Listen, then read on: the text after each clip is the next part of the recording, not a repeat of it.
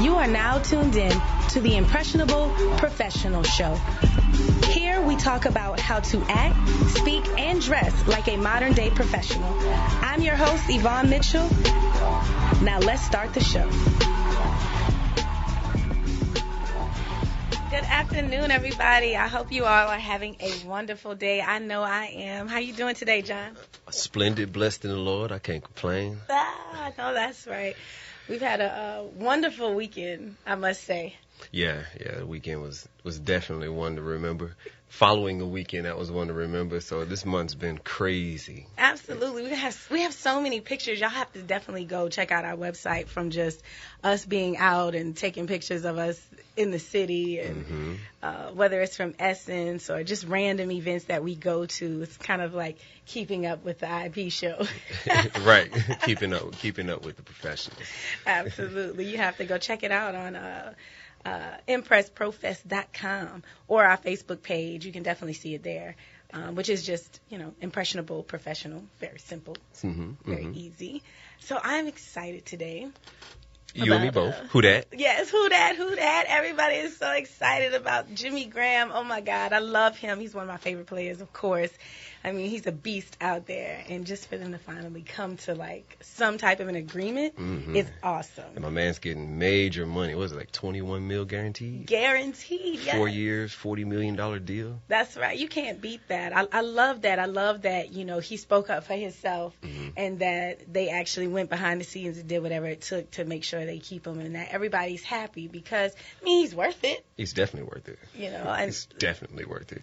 Definitely. He's so good. I mean, why wouldn't you at this point? I think a lot of players, if they know their worth, they should start really looking into it. I never felt that Jimmy was leaving anyway because he was such a pivotal portion of the team. Also, his heart here in New Orleans, as you can see from the tweet that he tweeted this morning. So, I never thought that he was leaving. He just had to work out all the ins and outs of the deal to get him to stay here. Right. And I think, it's so important. And that's kind of what I want to get into today, too, is just about being professional. And, I think as a professional, we go through a lot of times in our lives where we meet like a crossroad. So it's like, I love this team, but I also have a family to take care of. Right. I know my worth. I want to get paid more, and it's nothing personal, but it's just business. Correct. You just have those issues that you have to work out with the upper management in your organization. Absolutely. And I think that we have to take time to value. You have to honor somebody like that. Like, this is a great situation for a lot of us out there who are in a position maybe at work and we want more for ourselves or we want better. We may feel undervalued. Right. Like, hey, I know you guys appreciate me, but, I got bills to pay. Exactly. He's putting his body out there on the line. Every day you're going hard. And they have a very short career span. Correct. To me, and especially with your body being involved. Mine is just my brain, thank God. Thank God. Right. Labor stuff would really, really hurt me. And I just have to say, that we have to start maybe using this as an example for our own lives because I feel like he handled it very professionally. He did. You went about it the right ways. You saw that there was a difference in what you wanted and where you want it to be. Correct. And a lot of times you have to speak up. Because if you don't say anything, they're just going to keep paying you what they've always paid you. Right. I mean, why wouldn't you? Exactly. That's on that subject. Like, if you're having an issue in your workplace with your boss, and you say, well, look, I feel that my career goals and what you have in store for me are in two different places. Unless you have that open door policy, well, of course, you should have that open door policy with your upper management. But to go to them and just talk to them about what's going on in your life or what's going on in the workplace more specifically and how you feel that there's some differences in between the two goals. And hopefully you should be able to find some common ground between the two of you to work on progressing within the career. Absolutely. And I think one way to do this, I actually was recently in this situation where I felt like I was underpaid. And I really wanted to speak up about that because, they didn't know. They have a million other things going on. I'm just one person out of thousands of people, Right. but in my heart, I was like, I don't appreciate not being paid. I feel like I have experience, I have education, and I know my worth, and I want to be paid more. Mm-hmm. But I think that you have to know how to do it and handle it in a professional manner. I could have said, guys, I really don't appreciate you not paying me. I got mouths to feed. With the neck and all that. Exactly, with the neck, the finger. Like, look, listen up. I need some more money. Look at my check. Mm-hmm. This not going to fly with me. And I'm going in the office, going off, and they're going to look at me and say, yeah, all right, well, you either take it or you can quit. That's basically, if I go in there rolling my neck, talking with the attitude, they're not going to respect that. Of course not. I mean, you're not coming off. Me personally, if you were my employee and you came at me like that, I would look at you sideways. Like, what do you feel that you owed this job? Right. That you're entitled to work here? No, you were chosen for this position, in hopes that you may possibly work out. And if not, we'll let the literature state that will easily part ways. Absolutely. And then nowadays, a lot of us feel like we're not expendable or we're not replaceable. Correct. But the truth is, there's a job shortage. Mm-hmm. And there's people with higher education than some of us. Correct. There's people with better attitudes than some of us. Correct. There's people with that go-getter spirit that some of us don't have. Mm-hmm. And they're there and waiting to take your job. So the employers, although they will have to have that extra expense of training you and going the extra measures of hiring somebody else and going through that whole process, at the end of the day, if you come at them wrong, they can replace you. Correct. So on that subject, let me ask you a question. Yes. Tell me about your worst job. Oh my God. So I think my worst job, and it kind of all comes together because I've had several worst jobs. Mm-hmm. And it's not the job in itself. It's usually the management. Okay.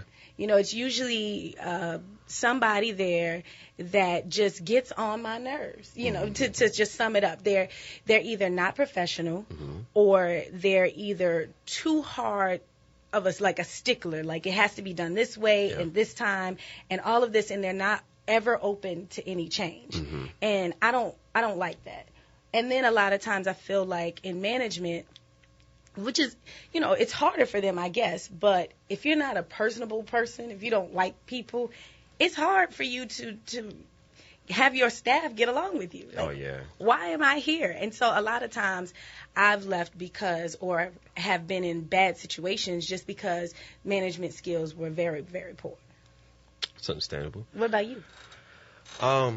Mine wasn't. It was a combination of management and the job. The job, they fed you a lot more.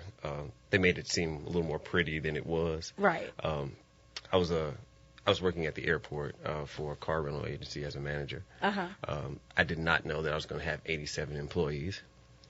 Wow. Did not know that. Right. On a team of 4 managers. So we were stretched out, and these are all different job descriptions, from the people that wash the cars to the ones that park the cars to those that check you in at the desk. There's some revenue management issues that we had there. It was just, and you're doing all this outside. Right. So, I mean, it's rain, sleet, or snow. Oh. Or sunny, which we have a lot of here. Right. We are outside working with these employees. And it was just the combination of that, and you're paid a salary job for 40 hours, and then you wind up working 52. You're like, great, I definitely didn't sign up for this. I thought this was going to be a lot different than this. Definitely. I mean, well, the perk was they give you a car. But, hey, I have a car. Right. So I don't necessarily need it. Exactly. Yeah, so, I mean, that and, like I say, the combination of bad management where you couldn't go in there and express your disgust with the company, or, the vacation time wasn't what you felt like you deserved as well for doing all this extra overtime and hard work and stuff like that. There was no appreciation there. There was no rewards program that let your employees know that they're valued and that they're really appreciated. Right. And just a combination of that made it a terrible experience for me. So I decided to move on. Right. So, and I was just going to ask you, what was your solution for bad management? Like, how did you come back from that? Well, there's a few different things. You always have to take the high road. Absolutely. As much as you're disgusted with the management, you cannot go in there, as you said, popping off at the mouth, snapping fingers, and yelling. You always want to maintain a professional, calm demeanor when you're discussing your issues with someone. And that's not just with management. That's with anything. If you have an issue in, let's say, the hotel industry, someone comes up to something's going wrong with their hotel stay. If you go up to the desk upset and acting crazy and yelling and screaming, chances are they're probably going to look at you like you're crazy. Absolutely. And they're more reluctant, and it should be that way, but this is just how we are as humans. They're more reluctant to solve your issue in a timely manner because they feel that as humans, we still are owed respect. Absolutely. When you come at me and disrespect me as such, then I don't necessarily have to. Right. And that's how I was when I worked at a hotel too. If a guest came up to me and they were going crazy and, trying to get their way, but being very rude about it and hollering at me like it was my fault. Because now you make me feel like it's personal because you're yelling at me in my face. Right. But I knew that I still had to keep a professional demeanor because I could lose my job because you're crazy. Correct. So I would have to keep my calm, and then I would do the bare minimum to get you out of my face. Exactly. But when somebody would come up to me and they're like, you know what? I've had a long flight. I came here. This went wrong. I did this, and this went wrong. And they were very diplomatic but calm about it. Right. I would move mountains for that person. Exactly. Because I said, you know what? I appreciate you not taking the easy road and just losing your mind. Because if I lose my mind back, they going to lose. Exactly. Because when I come around the desk, if I have to come around the desk, you're going to think, oh my, what did I do? And a lot of times I think that customers, they always think that they're right, and they always put up this big fuss and big fight, when in the end, those customers at one point are us. Right. And that means that sometimes we can be capable of doing these things too. And we have to learn how to get out of handling situations in a mean way or in a destructive way. Right. The best thing to do is state your points, make it clear, bring your argument to the table, and then see what unfolds. And that especially works well in the workplace. Yes. Along those issues, let's say you were having those issues with your boss, you want to be clear. But what I've liked and what's helped me out become a better manager is I started to understand my boss more. Right. Getting to the why you act like this, or what really pushes you. How do you like to communicate? Because I feel like if I know how you like to communicate, and I match my style with the way that you like to communicate, I'm prone to be heard more. Absolutely. You'll understand my message. And that's just saying if your boss is just an email guru, like, don't talk to me, don't leave me a note, email me just to remind me. Right. Okay, well, I'm going to be on top of these emails. And then if you need to talk to me, please get at me via email. Exactly. And if you guys have any pointers that you want to add, any experiences, any questions about some things that you may be going through, please feel free to give us a call at 504-260-9265. Tell us about it. We want to hear it. Today is just a conversation. We love to talk about not only problems, but solutions to those problems. Right. But I think you're right. Adapting to management's personality style is very key. Because I work with several different managers, and each one of them are very different. Right. Some are really, really friendly. Some are more standoffish. Some are very email oriented. So it does just depend. And I actually use that in college. That's how I got through college. I'd adapt to the teacher style. Of course. So I mean, whatever you want. what teacher wants that student that just sits in the back and doesn't? I mean, even if you're giving a speech, you want the crowd to. Or you want your audience, I should say, to react, to be responsive and stuff like that. That lets you know that you're not just standing up there preaching to the choir. Absolutely. And I think each teacher has their own message and how they like to receive information and give information. Right.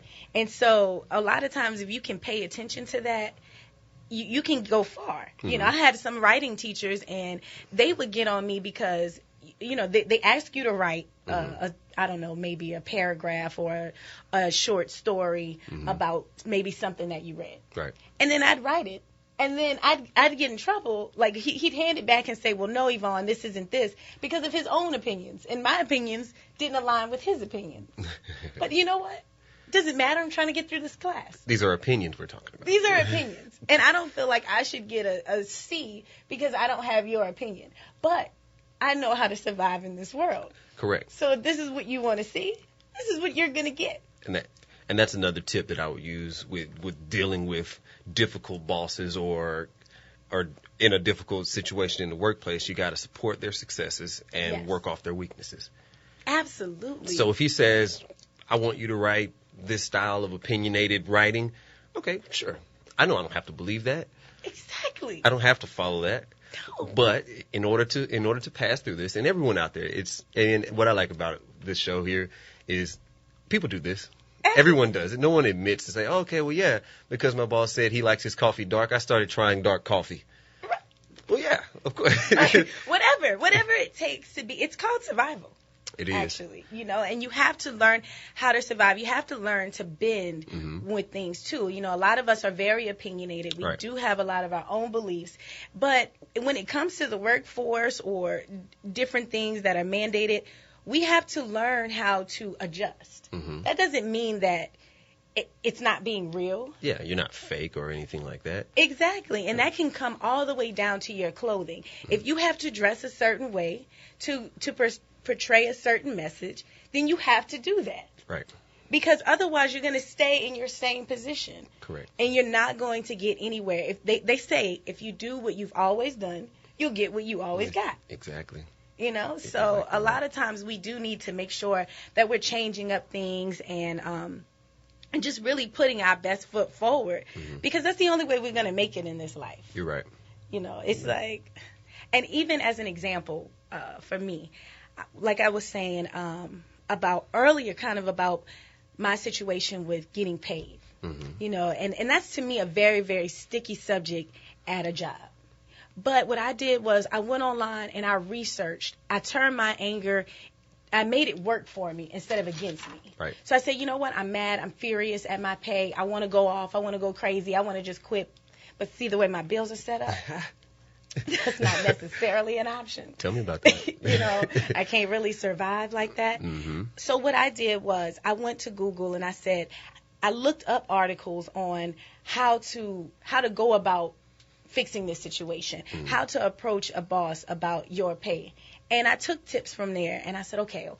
And I came up with a plan. I used that anger to fuel a plan to where I looked up industry averages. I wrote all the things that I thought was good and could affect my career and why I feel like I needed this. And I was able to document every single one of those issues.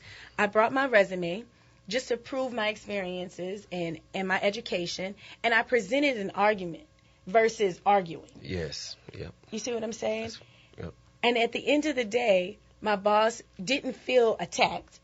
She didn't feel at arms like, oh my God, this isn't even my fault. Right. Like, I just hired you. You had to go through payroll for that part. Right. And she could have done all of that, but instead, because I presented it in that manner, she was like, you know what? You're right. I understand. You presented a very fair argument. I will look into this because I agree with your opinions. And I also, from looking at your experience, seeing the industry averages, I will definitely go back, look into this, and see what I can do. It's just two good things about that I like. Is one, you were proactive in your research. You're bringing facts in. I'm not one that loves to be oversold on statistics. Right. But certain ones, and which are factual, always give a great foundation. And then second off, you took the high road. Yes. You're not going in there. You're not going around the workplace saying my boss did this, my boss did that. I hate this person. Your work performance is slacking. You're like, okay, well, my boss is always late. That gives me 5 minutes too. Right. Or my boss takes longer lunches, so I'm gonna take the hour and a half as well. You took the high road in the situation and didn't slack in your work performance. Right. And you brought the information to her in a reasonable manner. Exactly. And it's and don't get me wrong, y'all. I wasn't always this person. Mm-hmm. You know, as I grew. You know, I learned from situations on how to handle things because you can't always run.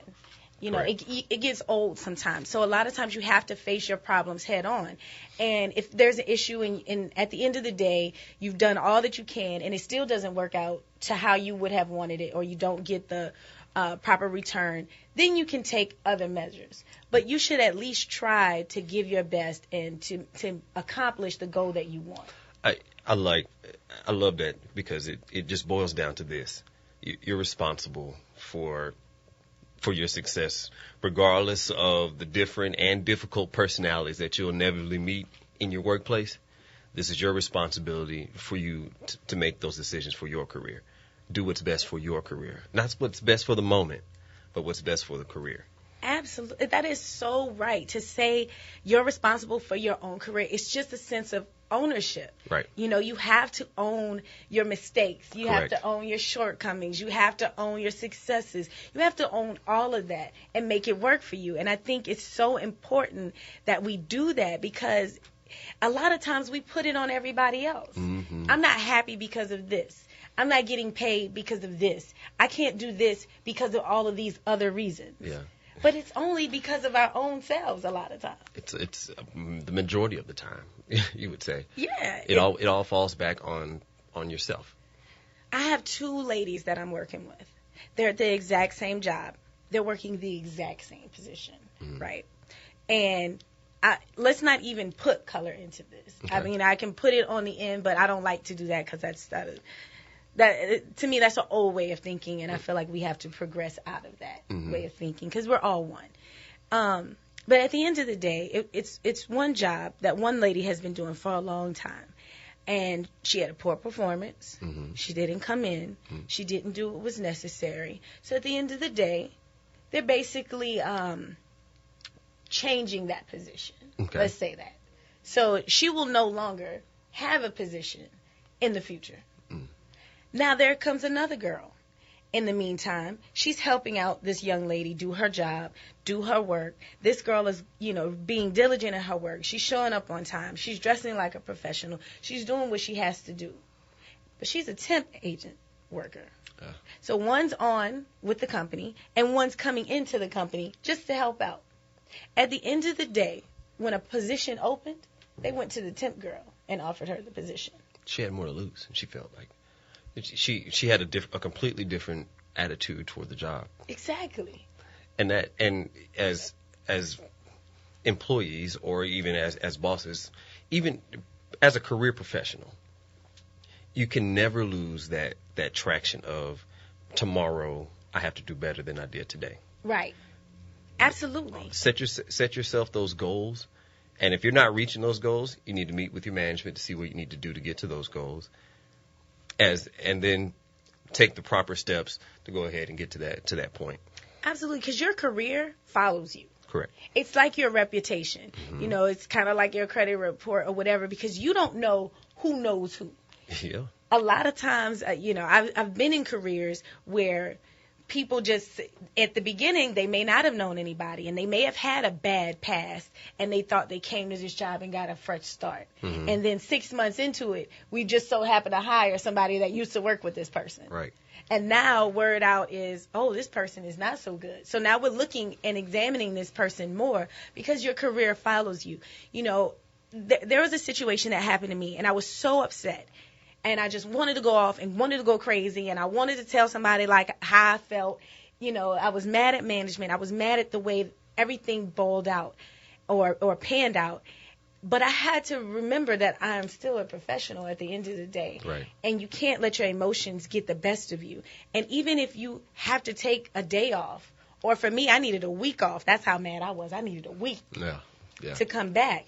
But we have to do that. You have, if you find yourself emotionally involved with your professional life, take a step back, because that gets us in a lot of trouble when we emotionally react to anything, whether it's emotionally quitting and crying. Crying is another emotion that on the workforce, it shows a sign of weakness. And I know a lot of people, especially as women, can be a little bit sensitive. Yeah. But I mean, some people at the end of the day don't care about the tears.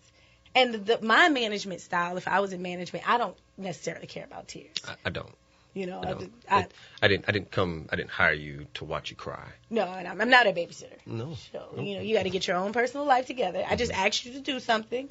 I would like for you to do it. And if you cry about it and you tell me about your personal life, that is totally fine. But at the end of the day, we got to get this job done. We need to get the job done. Right. So the crying or the angry or the messiness, all of that stuff, we have to learn to start nipping in the bud. Yeah. Because it's really, it's not doing anything but hurting us in our own careers. Correct. So, you know, at the end of the day, we have to stay focused. We have to come up with a plan, stick to our plan, be diligent, and be professional. You know, this show is all about professionalism. Right. And we love to give you guys a lot of what we've been through. Because we all go through something, I feel, for somebody else. Right. Because a lot of times I'm like, I don't know why this happened to me. I've learned a lot of things that I've went through for other folks. Right. Just like I shouldn't have had to go through that. But then when someone else was telling me about their experience, I was like, you know what? This is how you need to cope with that. Because it tore me apart. Yes. This is my favorite management story, y'all, and I won't keep going because I know the show's coming to an end. But one time, I'll never forget, I was in a situation with a manager. My manager had gone out of town, and the assistant manager was working. I had to call off because I had a family emergency, and it was in the middle of the night, maybe around 11 o'clock or 12 or something like that. So I called loss prevention, and I said, hey, guys, you know, I won't be able to make it in because the way it worked, we had to call security, and then you could call your manager. Mm-hmm. So I called security, and I said, look, you know, I won't be able to make it in for blah, blah, blah, this family emergency. Then after that, I talked to my manager.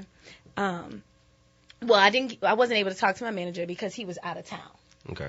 At the end of the day, I ended up getting written up because they said I didn't take my assistant manager said I didn't take the proper measures of calling off. Right. But I did.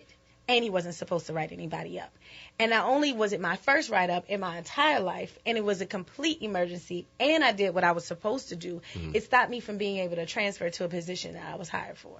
Wow. But instead of getting upset and handling it wrong, what I did was I just held my peace, and I just sucked it up, and I still went to work. 3 years later, that manager came back and said, Yvonne, I just want to let you know that I'm sorry. I wasn't even working there anymore. Oh, wow.